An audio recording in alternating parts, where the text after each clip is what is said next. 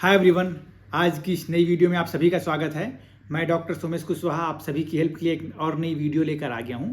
कल मैंने एक वीडियो डाली थी NCISM के लेटेस्ट अपडेट के बारे में, जिसमें बताया गया था कि जो NTET का एग्ज़ाम होने वाला है उसका जो डेट है अभी स्पेसिफाई नहीं है, बट मंथ को उन्होंने स्पेसिफाई किया है कि इस साल से ही इम्प्लीमेंट होगा ये एग्ज़ाम और जुलाई के महीने में एग्ज़ाम होगा, ऐसा करके उसमें भी बतलाया गया है। हो सकता है फ्यूचर में इसमें कुछ थोड़े बहुत चेंजेस हो जाएँ।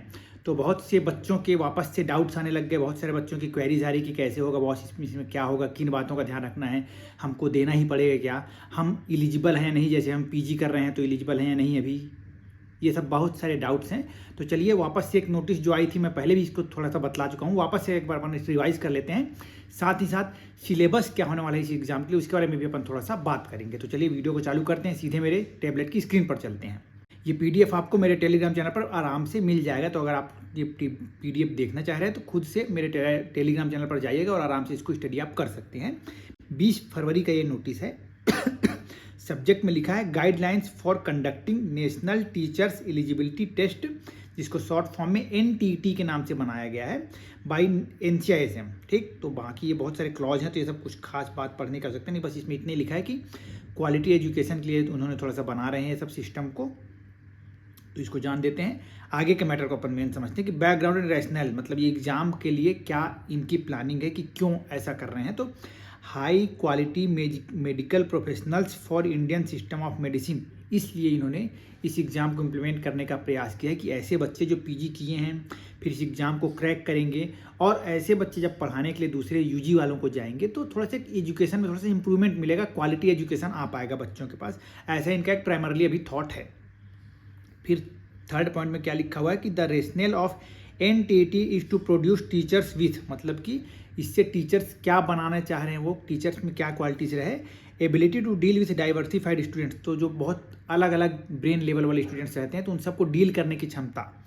Ability to impart knowledge and expertise and execute mastery of the subject, जिस भी सब्जेक्ट के लिए आप हैं उसमें मास्टरी आपकी आ पाए, ये चेक करने के लिए। Sets high expectations for all students and encourages them to achieve their goals, तो अच्छे टीचर्स रहेंगे तो स्टूडेंट्स भी ऑब्वियसली अच्छे होंगे, और जब दोनों अच्छे रहेंगे तो ऑब्वियसली सिंपल सी बात है कि आयुर्वेद का नाम बहुत आगे आएगा। इसके लिए एग्जाम को कंडक्ट किया जा रहा है। द NTET एग्जामिनेशन में be conducted by a suitable professional body designated by NCISM for the purpose, मतलब कि NCISM खुद नहीं लेगा, किसी एक बॉडी को, जैसे कि AIPGT का एग्जाम लेने के लिए NTA है, वैसे ही किसी एक बॉडी को एग्जाम लेने के लिए ऑथराइज कर देगा, तो उसका काम होगा NTET का एग्जाम लेना। एलिजिबिलिटी जो बहुत सारे बच्चे जानना चाह रहे हैं, तो ध्यान से सुनिए और समझिएगा। The following person shall be eligible for appearing for NTET। Any person who desires to take up teaching profession, कोई भी ऐसा बंदा स्टूडेंट जो PG कर रहा है और आगे चाहता है कि मुझे एकेडमिक्स में जाना है, बच्चों को पढ़ाना है, उसके लिए for the first time as assistant professor, पहली बार जो जाना चाह रहा है असिस्टेंट प्रोफेसर के लिए, एसोसिएट प्रोफेसर के लिए या फिर प्रोफेसर के लिए in Indian system of medicine who is possessing the requisite qualification as specified in the national commission for Indian system of medicine, मतलब जो स्पेसिफिक सब्जेक्ट, लाइक मैं काय चिकित्सा का हूँ, मुझे काय चिकित्सा में असिस्टेंट प्रोफेसर बनना है, तो उसके लिए ऐसे सभी बच्चे इस एग्जाम को देंगे। वैसे ही minimum standard of undergraduate Ayurveda education regulation, मतलब कोई आयुर्वेद, यूनानी और सिद्धा सभी के लिए इम्प्लीमेंट हो रहा है, इंडियन सिस्टम ऑफ मेडिसिन लिखा हुआ है इसलिए, है ना। फिर ऐसे ये बहुत इंपॉर्टेंट पॉइंट है, इसको अच्छे से समझिएगा कि the post graduate degree students completed 30 months of post graduate degree programme shall be eligible to appear this exam, मतलब कि ऐसे PG में पढ़ाई करने वाले बच्चे जो, क्योंकि टोटल जो हमारा होता है PG का कोर्स 36 months का होता है, तो ऐसे सभी बच्चे जो 30 महीने कंप्लीट कर चुके हैं अभी, मतलब वो अभी फाइनल ईयर में होंगे, समझ लीजिए, है ना, तो ऐसे बच्चे एग्जाम के लिए एलिजिबल हो जाएंगे जिनका 30 month कंप्लीट हो चुका है, तो वो इस साल का भी NTET दे पाएंगे। अभी फिलहाल ये नोटिस में इस बात को मेंशन यहाँ पे किया गया है, तो ऐसे सभी बच्चे जो भी PG के फाइनल ईयर में है तो वो ध्यान रखेंगे इस बात को। जब इसका नोटिफिकेशन और कुछ आगे आएगा तो मैं आपको बतलाऊंगा, जरूर इस फॉर्म को फिलअप कीजिएगा और आपको पार्टिसिपेशन इसमें करना है अगर आप एकेडमिक्स की ओर जाना चाहते हैं तो। फिर स्ट्रक्चर एंड कंटेंट ऑफ एनटीईटी, बहुत से बच्चे इसको भी जानना चाह रहे हैं कि क्या आने वाला है, कैसे हम तैयारी करें इसके बारे में। तो थोड़ा सा समझने का प्रयास करते हैं क्या क्या यहाँ पे लिखा हुआ है। The national teachers eligibility test is to assess teaching aptitude, मतलब हमारे पढ़ाने का स्किल कैसा क्या होना चाहिए, कम्युनिकेशन स्किल्स, क्लासरूम मैनेजमेंट, बच्चों को कैसे मैनेज करना है, पढ़ाना कैसे है, training, assessment technology, student psychology को समझ के, एंड्रेगॉगी और पेडागॉगी को समझते हुए हमको सब चीज़ों को पढ़ना समझना है। मतलब ये सब हमारे अंदर ये सब क्षमता होनी चाहिए, तभी हम एक अच्छे टीचर बन पाएंगे। मतलब कि हमारी बातों को सामने वाले स्टूडेंट्स तक जो उनको नहीं जानते हैं अच्छे तरीके से सिंप्लीफाई वे में समझाने का प्रयास, ये सब हमारे अंदर, ये सब स्किल्स हमारे अंदर होने चाहिए, तब हम वो अच्छे टीचर बन पाएंगे। तो इसका एक स्किल एग्जामिनेशन होगा, जिसके लिए एप्टीट्यूड बेस्ड एग्जामिनेशन टेस्ट होगा। मतलब कि सिंपल एक क्वेश्चन होगा, मल्टीपल चॉइसेस आंसर्स होंगे, ABCD ऐसे आपको सेलेक्ट करना पड़ेगा। इसमें आगे क्या लिखा है कि all questions will be multiple choice questions each carrying 1 mark, सभी का 1 नंबर होगा, with 4 alternative answers out of which 1 answer will be correct. 4 answers में से केवल 1 आंसर सही होगा। There will be no negative marking, ये बहुत एक प्लस पॉइंट किया गया है अभी कि MCQ होगा और इसमें सही जवाब के लिए 1 नंबर मिलेंगे, और नेगेटिव अगर आप करते हैं, कुछ गलत करते हैं, तो नेगेटिव मार्किंग इसमें अभी नहीं रखी गई है। The NTET will consist of 100 multiple choice questions, 100 questions इसमें पूछे जाएंगे। ड्यूरेशन होगा 120 मिनट, मतलब कि 2 घंटे का समय आपको दिया जाएगा एग्जाम को क्लियर करने के लिए।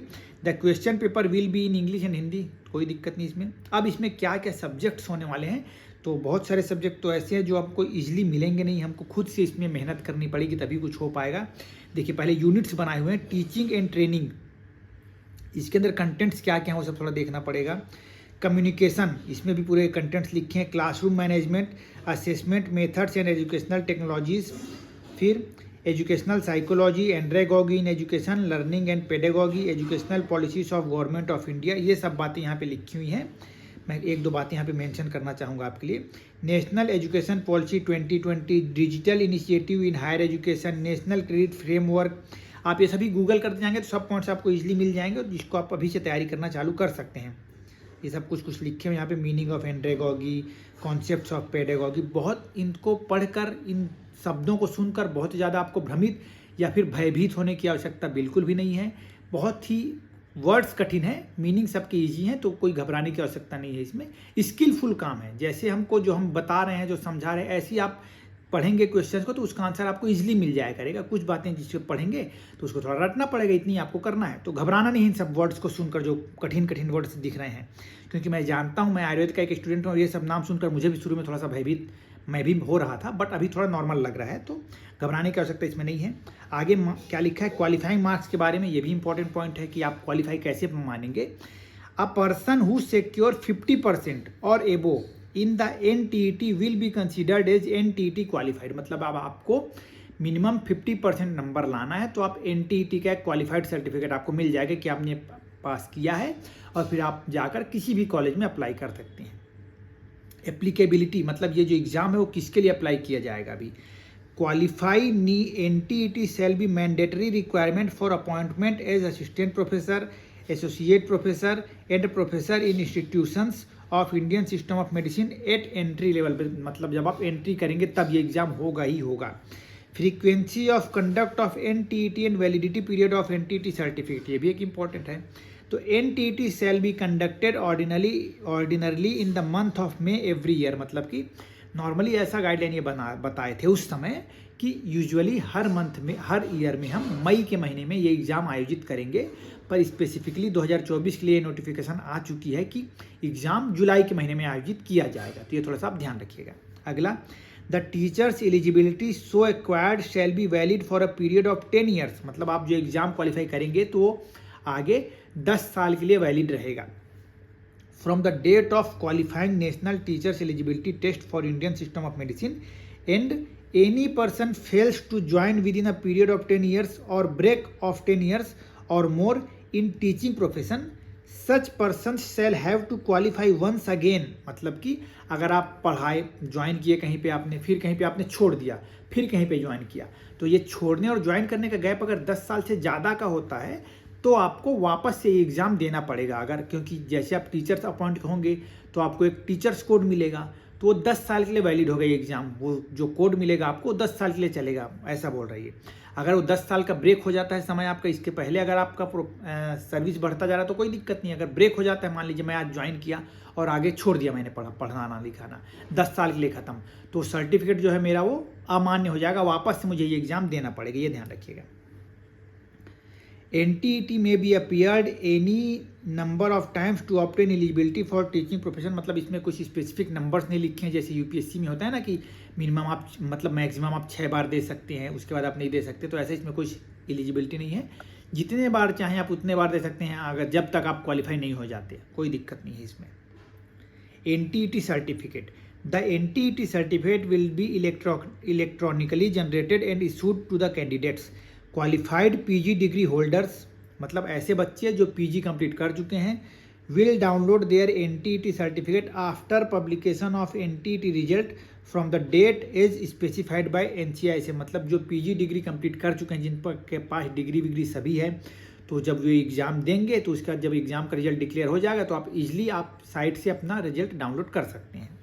PG students who qualified NTET, मतलब कि ऐसे बच्चे जो अभी PG के फाइनल ईयर में हैं, वो बोला था मैं आपको जो 30 महीने वाला ड्यूरेशन है ना, और उन्होंने एग्ज़ाम दिया और आप क्वालिफाई कर लिए, तो क्या करना है आपको, will be able to download NTET certificate after publication of NTET result and after uploading the provisional degree certificate of post graduate. मतलब आप तभी अपना ये NTET के सर्टिफिकेट पाएंगे जब आप अपना प्रोविजनल डिग्री या फिर परमानेंट डिग्री वहाँ पे अपलोड करेंगे। तो information bulletin, detailed information bulletin and examination schedule for NTET 2024 will be notified shortly. तो ये वापस से नई नोटिस अभी आएगी। नया नोटिस जो था वो फिलहाल इतना ही था कि एग्ज़ाम का जो डेट है, क्योंकि मई उन्होंने कहा था, ये अप्रैल चल रहा है तो अभी तक कुछ नोटिफिकेशन नहीं था। बहुत से लोग इसमें डायलेमा में थे कि होगा नहीं होगा, ऐसे बातें चल रही थी। तो इन्होंने NCI से हमने अपनी ओर से क्लियर कर दिया कि इस साल भी NTET का एग्ज़ाम होगा, जो कि जुलाई में होगा। पर नॉर्मली यहाँ पे कहा गया है कि हो सकता है अगले महीने से, अगले ईयर से वो करेक्ट हो जाए और मई के महीने में आयोजित होने लग जाए। तो फिलहाल सिलेबस के बारे में मैंने आप लोगों को बतला दिया। ये डिटेल PDF आप मेरे चैनल पर देख सकते हैं, और किसी भी प्रकार की क्वेरी होगी तो मुझे ज़रूर याद करिएगा। आप सभी की हेल्प करके मुझे बहुत अच्छा लगता है। इसी प्रकार का प्यार और सहयोग मेरे साथ बनाए रहिएगा। Stay connected and thank you so much.